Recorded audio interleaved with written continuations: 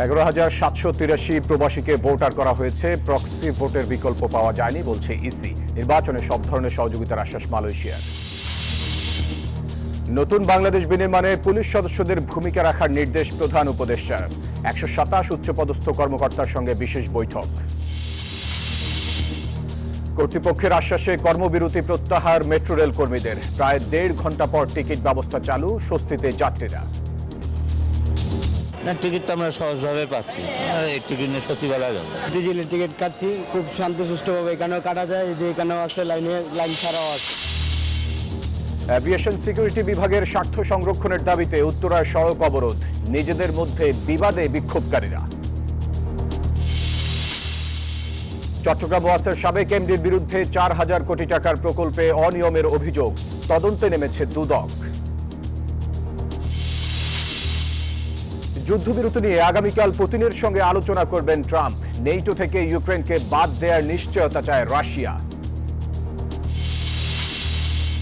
এবং অবশেষে বাংলাদেশে পৌঁছেছেন ফুটবল তারকা হামজা চৌধুরী। ভারতের বিপক্ষে জিততে চান ম্যাচ, দিতে চান নিজের সেরাটা।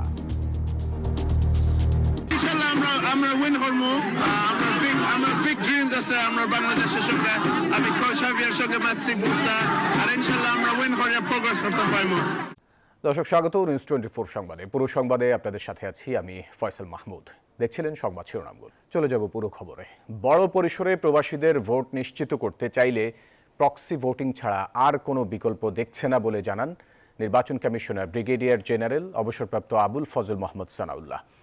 সোমবার দুপুরে আগারগাঁও নির্বাচন কমিশন ভবনে ওআইসিভুক্ত 19 দেশের মিশন প্রধানদের সাথে নির্বাচন কমিশনের বৈঠক শেষে এই কথা বলেন তিনি আরও জানান 11,783 প্রবাসীকে ভোটার করা হয়েছে। প্রবাসীদের ভোটের আওতায় আনতে প্রস্তাবিত পোস্টাল ব্যালট, অনলাইন ভোটিং এবং প্রক্সি ভোটিংয়ের মধ্যে প্রক্সি ভোটিং ছাড়া বিকল্প নেই। ইসি সানাউল্লাহ জানান ওআইসিভুক্ত দেশসমূহ থেকে কেউ কেউ পর্যবেক্ষক হতে ইসির কাছে আগ্রহ প্রকাশ করেছেন।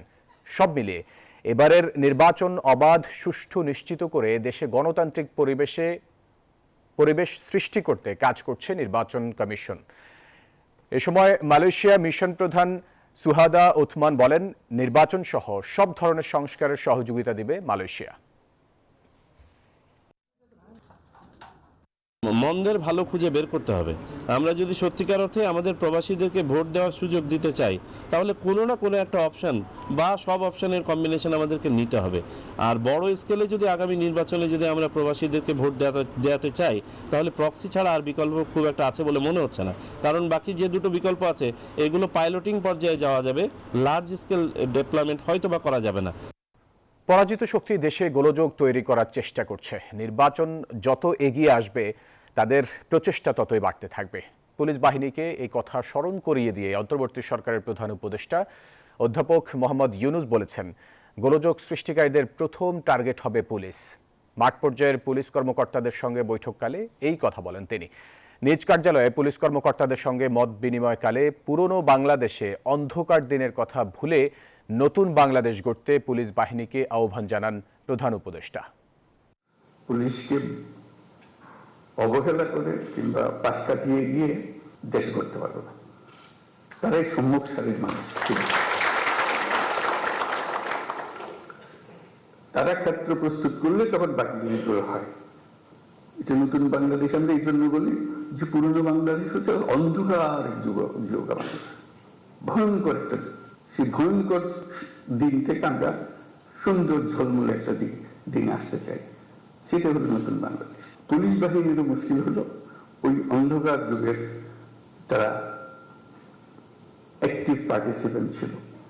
নিজের ইচ্ছায় সরকারি কাজ করতে হয়, কাজে কাজ করেছে, আমরা কাজ করছি, আমাদের হুকুম পেয়েছে, করেছে, করতে করতে আমরা ওরকম চিন্তাতে পড়ে গেছি।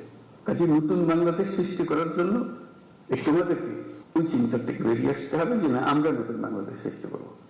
এবং যদি অতীতের কোনো কাজে তোমার কাছে অনুশোচনা এসে থাকে, দুঃখ এসে থাকে, এই হলো সুযোগ। এই দুঃখটাকে মোচন করার জন্য এমন কাজ করব মানুষ এটা শুধু ভুলে না, এই যেটা নতুন কাজ সেটা দিকে আমাকে স্মরণ করবো। অতীতের প্রশ্ন উঠবে না আর আমার কাছে। লোকের সুযোগ গ্রহণ করে, যারা পরাজিত শক্তি তারা সুযোগ গ্রহণ করে একটা উস্কিয়ে দেবে, একটা কিছু গোলমাল পাকিয়ে দেবে, এবং প্রথম নজর আসবে পুলিশের নজর। তার দৃষ্টিতেই তো সাংঘাতিক, তো আমাদের বিরাট শৃঙ্খলা ভঙ্গের কাজ করবে, আমাদের শান্তি নষ্ট করবে, আমাদের গোলযোগ পাকিয়ে রাখবে। তার চেষ্টা হলো একটু গোলযোগ পাকিয়ে দেওয়া। এটা কন্টিনিউয়াসলি চলতে থাকবে, কারণ সেই যুদ্ধ ক্রমাগত তীব্রতর হবে। যতই নির্বাচন কাছে আসবে ততই তীব্রতর হবে। ওইখানে ফ্রন্ট ফোর্স হলো পুলিশ বাহিনী, নজরে রাখা এবং সবার দিকে খেয়াল রাখা। প্রায় 3 ঘন্টা পর কর্তৃপক্ষের আশ্বাসে কর্মবিরতি প্রত্যাহার করেছে মেট্রো রেলের কর্মকর্তারা। এখন টিকিট কেটে ও MRT পাস ব্যবহার করে মেট্রোতে ভ্রমণ করতে পারছেন যাত্রীরা। মেট্রো রেলের এমডি ফারুক আহমেদ জানান, DMTCL এর 4 জন কর্মী লাঞ্ছিত হওয়ার ঘটনায় MRTর 2 জন পুলিশ সদস্যকে বরখাস্ত করা হয়েছে। এরই মধ্যে গঠন করা হয়েছে 3 সদস্যের তদন্ত কমিটিও। মেট্রো রেলের পুলিশ সদস্য দ্বারা DMTCL এর 4 জন সহকর্মী লাঞ্ছিত হওয়ায় কর্মবিরতির ঘোষণা দেয় মেট্রো রেলের কর্মকর্তারা। রোববার দিবাগত রাতে Dhaka mass transit company limited এর সব কর্মকর্তা ও কর্মচারীদের ব্যানারে পাঠানো এক সংবাদ বিজ্ঞপ্তিতে এ বিষয়টি জানানো হয়। এ কারণে সোমবার সকাল থেকে মেট্রো রেল চলাচল বন্ধ থাকার কথা থাকলেও যাত্রীদের ভোগান্তির কথা চিন্তা করে ট্রেন চলাচল চালু রাখে তারা। তবে বন্ধ ছিল স্ট্যান্ডিং বুথ মেশিন টিকিট ও MRT পাস ব্যবহার। এক্ষেত্রে টিকিট ছাড়াই ভ্রমণ করেন যাত্রীরা। জনগণের সুবিধার জন্য, জনগণের অফিস এবং তাদের দৈনন্দিন কার্যকলাপ ঠিক রাখার জন্য মেট্রো রেল কর্তৃপক্ষ হয়তো সিদ্ধান্ত নিয়েছে যে আমরা চালু রাখলে জনগণের উপকার হবে, সেই জন্য চালু রেখেছে। সকাল 9টার পর প্রথমে মিরপুর ও পল্লবী স্টেশনে মেট্রো রেলের কর্তৃপক্ষের আশ্বাসে টিকিট ও MRT পাস ব্যবহার কার্যকর করা হয়। এরপর পর্যায়ক্রমে একে একে সব স্টেশনে চালু হয় টিকিট ও MRT পাস ব্যবহার। পুরো স্টেশনে স্বাভাবিক হতে সময় লাগে 3 ঘন্টা।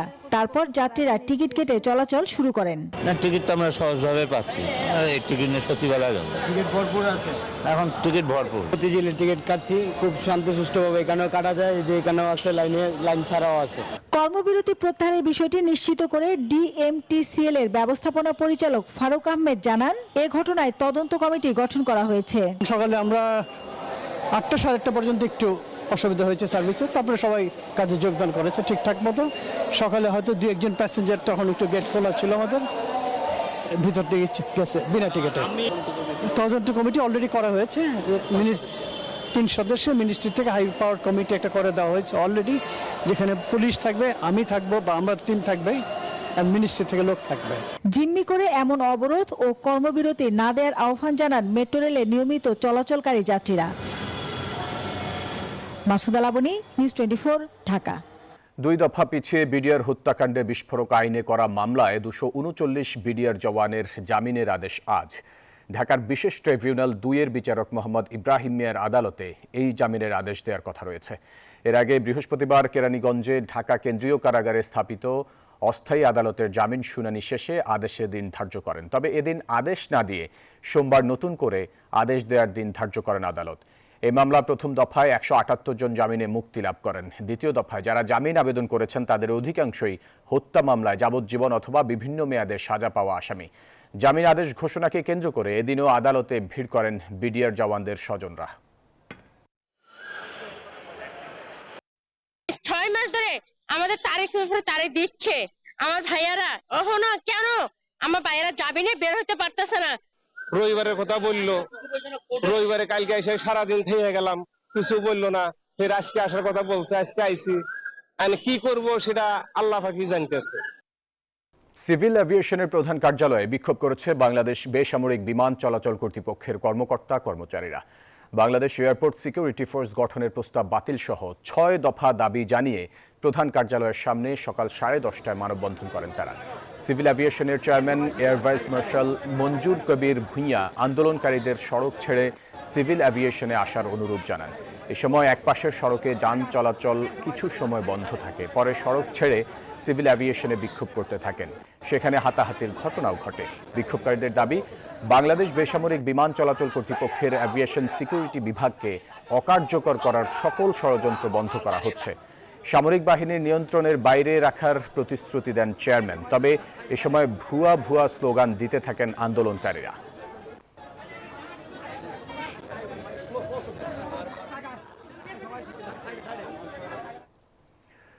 চট্টগ্রাম ওয়াসার সাবেক ব্যবস্থাপনা পরিচালক AKM ফজলুল্লাহর স্বজনপ্রীতি এবং ৩,৮০৮ কোটি টাকার সুয়ারেজ প্রকল্পে অনিয়ম তদন্তে নেমেছে দুদক। এছাড়া প্রকল্পে নিম্নমানের সামগ্রী ব্যবহার, নথি গায়েব, সাবেক এমডির ভাগ্নে বউকে প্রকল্পে যুক্ত করা ও পদোন্নতি দিয়ে প্রকল্প পরিচালক করারও অভিযোগ রয়েছে তার বিরুদ্ধে। রতন দাসের ছবিতে চট্টগ্রাম থেকে আরও জানাচ্ছেন নয়ন বড়ুয়া জয়। ২০০৯ সাল থেকে এমডির পদে থাকা এই পরিচালক আওয়ামী লীগ সরকার পতনের পরও তিনি ছিলেন বহাল তবিয়তেই। তবে একের পর এক চট্টগ্রাম নগরবাসীর পানির সমস্যা সমাধানে নানা প্রকল্প হাতে নেয়া এই এমডির নানা অনিয়ম ও দুর্নীতি সহ বিভিন্ন অভিযোগ পেয়ে তদন্ত শুরু করে দুদক। পরে তাকে সরিয়ে দেয়া হয় পদ থেকে। উনি দায়িত্বে থাকাকালীন এখানকার কিছু গুরুত্বপূর্ণ নথি গায়েব হওয়ার অভিযোগ আছে, স্বজনপ্রীতির মাধ্যমে ওনার নিয়োগ দেওয়ার অভিযোগ আছে, বদলি করার অভিযোগ আছে। ৩,৮০৮ কোটি টাকার সুয়ারেজ প্রকল্পে অনিয়ম সহ নিম্নমানের সামগ্রী ব্যবহার, ওয়াসা ভবনে পরিকল্পিত অগ্নিকাণ্ড ঘটিয়ে নথি গায়েব, ভাগ্নে বউকেও প্রকল্পে যুক্ত করা সহ প্রকল্প পরিচালক করারও অভিযোগ রয়েছে দীর্ঘ ১৬ বছর পদে থাকা ওয়াসার সাবেক এই এমডির বিরুদ্ধে। ওনার ভাগিনার ওয়াইফ হচ্ছে এই প্রজেক্টে নিয়োগপ্রাপ্ত হয়েছেন এ ধরনের। আর জ্যেষ্ঠতা বিধি লঙ্ঘন করে এখানে নিয়োগ দেওয়া হয়েছে কিনা এটার জন্য মূলত আমরা স্যারের কাছে এসেছি। স্যারের কাছ থেকে আমরা গ্রেডেশন লিস্টটা পেলে তখন আমরা বুঝতে পারবো যে এখানে আসলে নিয়মের ব্যত্যয় ঘটেছে কিনা। দ্রুত তদন্ত করে তাকে আইনের মুখোমুখি করার দাবি জানিয়েছেন নাগরিক সমাজের প্রতিনিধিরা। এটা তো একেবারে দিবালোকের মতো সত্য ছিল, নানা অনিয়ম, অন্যায়, দুর্নীতি, লুটপাট করেছেন। এখন দুদক যদি সেটা বিলম্ব করে, বোঝা যাবে যে এখানে একটা বোঝাপড়ার খেলা চলছে, ফলশ্রুতিতে বিলম্ব হচ্ছে। ৮২ বছর বয়সী এই এমডি ১৯৯৮ সালে চট্টগ্রাম ওয়াসা তত্ত্বাবধায়ক প্রকৌশলী পদ থেকে অবসর নিয়েছিলেন। আওয়ামী লীগ সরকার ক্ষমতা গ্রহণের পর ২০০৯ সালের জুলাই মাসে ভাগিয়ে নেন ওয়াসার চেয়ারম্যান পদ। নয়ন বড়ুয়া জয়, নিউজ 24, চট্টগ্রাম। সকলের ঐক্যমত্যের ভিত্তিতে দ্রুত জাতীয় নির্বাচনের দাবি জানিয়েছেন বিএনপি চেয়ারপারসনের উপদেষ্টা জয়নুল আবদিন ফারুক। বলেন, এমন নির্বাচন ব্যবস্থা গ্রহণ করতে হবে যেখানে দেশের মানুষ দিনের ভোট দিনে দিতে পারবে। সোমবার দুপুরে জাতীয় প্রেস ক্লাবের সামনে গণ ঐক্য পরিষদের প্রতিবাদ সভায় তিনি এসব কথা বলেন। জয়নুল আবদিন ফারুক বলেন, শক্ত হাতে ডক্টর মোহাম্মদ ইউনূস বাংলাদেশের সরকার গঠন করেছে। কোনো কুচক্রী মহল যেন এই সরকারের লক্ষ্য উদ্দেশ্যকে ব্যর্থ করতে না পারে সে ব্যাপারে সবাইকে সজাগ থাকতে হবে। তিনি বলেন, দেশের মানুষ অতীতেও ভারতের কর্তৃত্ববাদী মেনে নেয়নি, আর আগামীতেও মেনে নেবে না। মোদীকে সাবধান করে দিয়ে চেয়ারপারসনের এই উপদেষ্টা বলেন, তারা সংখ্যায় বেশি হলেও বাংলাদেশের মানুষ মনোবলের দিক দিয়ে এগিয়ে। এই দেশ নিয়ে কোনো ষড়যন্ত্র করার চেষ্টা করলে কঠোর জবাব দেয়া হবে বলেও হুঁশিয়ারি দেন তিনি। আসুন ঐক্যমতের ভিত্তিতে একটি নির্বাচন দিই। ওই নির্বাচনে যারা সরকার গঠন করার ক্ষমতা পাবে তাদেরকে সরকার গঠন করতে দেন। ওই সংসদেই সংস্কার বড় বড় সমাধান হবে। এখন ক্ষুদ্র ক্ষুদ্র সংস্কারগুলো করে অনতি বিলম্বে নির্বাচন দেন। দর্শক, একটা বিরতির সময় হলো, সাথে থাকুন। বিরতির পর আবারও স্বাগত সংবাদে।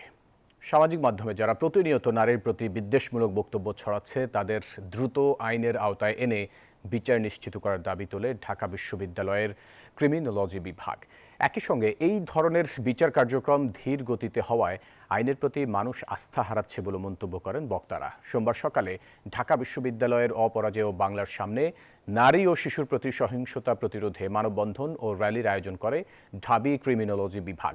এ সময় অন্তর্বর্তী সরকারের কাছে দেশে নারীর প্রতি সহিংসতার ধরন ও আইন সম্পর্কে প্রচারণা বাড়ানোর আহ্বান জানান বক্তারা। যে বলছি, আমরা যে ভিকটিম ব্লেমিং করছি, যে আপনার কাপড়ের সমস্যা, আপনার চলাফেরায় সমস্যা, আপনি কেন রাতে বের হচ্ছেন, এগুলো কেন মিডিয়া প্রচার করছে, এগুলো কেন আইনি বাধার মধ্যে পড়ছে না? আমাদের তো অনেক আইন আছে, ডিজিটাল নিরাপত্তা আইন আছে, পর্নোগ্রাফি আইন আছে, নারী ও শিশু নির্যাতন দমন আইন আছে। কেন এই আইনের মধ্য দিয়ে আমরা ব্যবস্থা গ্রহণ করছি না?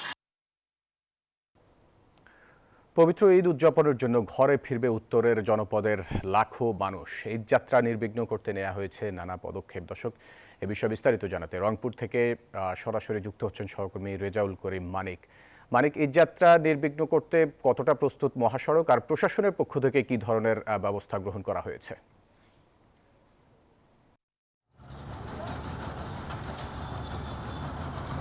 ফয়সাল, এর আগের বুলেটিন আমি বলেছিলাম যে আমি রয়েছি গাইবান্ধার গোবিন্দগঞ্জ এবং পলাশবাড়িতে। এখন রয়েছি গোবিন্দগঞ্জে। আপনারা জানেন যে সাসেক 2 যেটি প্রকল্প রয়েছে, ঢাকা রংপুর যে মহাসড়ক রয়েছে, আমি গাইবান্ধার পলাশবাড়ি এবং গোবিন্দগঞ্জের যে 28 কিলোমিটার সড়কের এখন তেমন যে 2টি ফ্লাইওভার হওয়ার কথা সেটি কিন্তু হয়নি। এখানে 28 কিলোমিটার সড়কের কাজ সম্পূর্ণ হয়েছে। এছাড়া এই গোবিন্দগঞ্জ থেকে পলাশবাড়ি পর্যন্ত এই সড়কের 3টি সেতু এবং 37টি কালভার্ট ও 7টি আন্ডার বাইপাস হয়েছে, কিন্তু এই ফ্লাইওভার না হওয়ার কারণে চরম ভোগান্তিতে ঈদযাত্রার মানুষদের পোহাতে হবে। একটু আপনার সাথে সংক্ষিপ্ত আকারে বলতে চাই যে এটি কতদিন থেকে খনন করে রাখছে, কাজ হচ্ছে না, একটু বলবেন আমাদেরকে। এটা দীর্ঘদিন হলে এখানে মানে কাজ ফেলে রাখছে, কোনো উন্নতি নেই। দেখা যাচ্ছে আমাদের 1 ঘন্টার রাস্তা 5-6 ঘন্টা লাগে, জ্যামের পর জ্যামে আমরা আটকে পড়ে থাকি এখানে। ধন্যবাদ। আমরা কথা বলছিলাম একজনের সাথে, কারণ দীর্ঘদিন আগে এটি খুঁড়ে রাখা হয়েছে, কিন্তু এটি যে ফ্লাইওভার নির্মাণের কিন্তু কোনো পদক্ষেপ নেই। আমরা কথা বলছিলাম এই প্রকল্পের পিডির সাথে, তিনি আশিক কাদের, তিনি আমাদেরকে বলেছেন যে ঈদের পর কাজ শুরু হতে পারে, এটি কিন্তু আমাদেরকে জানিয়েছেন। কিন্তু ঈদের যে ভোগান্তি, এটি কিন্তু আসলে গোবিন্দগঞ্জ এবং পলাশবাড়ি এখানে এসে কিন্তু উত্তরের যে রংপুর 8টি জেলার মানুষের চরম ভোগান্তি পোহাতে হবে। এছাড়া প্রশাসনের যে তৎপরতা সেটি কিন্তু রয়েছে। এটি কিন্তু শুধু তৎপরতা থাকলেই হবে না, কিন্তু সড়কের যে দীর্ঘ যানজট, এটি কিন্তু মানে ঈদযাত্রায় চরম ভোগান্তি পোহাতে হবে। এই ছিল আমার কাছে গোবিন্দগঞ্জ থেকে সর্বশেষ ফয়সাল। মানিক, আপনাকে ধন্যবাদ আমাদের সাথে যুক্ত হওয়ার জন্য। দর্শক, সংবাদের সময় হলো আরও একটা বিরতির, সাথে থাকুন। আবারও স্বাগত নিউজ 24 সংবাদে। এবারে অর্থ বাণিজ্য সংবাদ। বিগত সরকারের নানা খাতে কর অব্যাহতির খেসারত দিতে হচ্ছে মন্তব্য করে জাতীয় রাজস্ব বোর্ডের চেয়ারম্যান বলেছেন, কর ছাড় সংস্কৃতি থেকে বেরিয়ে আসবে এনবিআর। আসছে বাজেটেই এর প্রতিফলন হবে। রাজধানীর আগারগাঁওয়ে জাতীয় রাজস্ব ভবন অডিটোরিয়ামে পুঁজিবাজার, ব্যাংক, বিমাসহ বিভিন্ন খাতের প্রতিনিধিদের সাথে প্রাক বাজেট আলোচনায় এসব কথা বলেন এনবিআর চেয়ারম্যান। বলেন, যে পরিমাণ কর আদায় হয় সমপরিমাণ কর ছাড় দেওয়া হয়, কিন্তু তা কোনো কাজে আসেনি। বাংলাদেশে ব্যবসা করছে এমন বিদেশি কোম্পানির কাছে থেকেও কর আদায় করা হবে বলে জানান তিনি। আমাদের প্রতিটা জায়গায় একটাই কথা, ট্যাক্স হলিডে লাগবে, ট্যাক্স এক্সাম্পশন লাগবে, তাইলে হবে না হবে না। মানে এই জায়গা থেকে আমাদের বেরোতে হবে। আমরা এই এক্সাম্পশন কালচারের সাথে থাকতে চাই না, সোজা কথা। এটা দিয়ে আমাদের তেমন কোনো উন্নতি হয় নাই। আমরা যত জায়গায় দিয়েছি কোথাও আমরা এই কোনো পজিটিভ রেজাল্ট পাই নাই। মাঝখান থেকে গভর্নমেন্ট একটা মানে কর অব্যাহতির সংস্কৃতির লালন করেছে এবং সেটা খেসারত এখন আমরা দিচ্ছি। ছিল নিউজ 24 সংবাদে। আরও সংবাদ ও বিশ্লেষণ জানতে ভিজিট করুন news24bd.tv-তে। বিকেল 3টায় কৃষি সংবাদ দেখার আমন্ত্রণ রইল। এতক্ষণ সাথে থাকার জন্য ধন্যবাদ সবাইকে।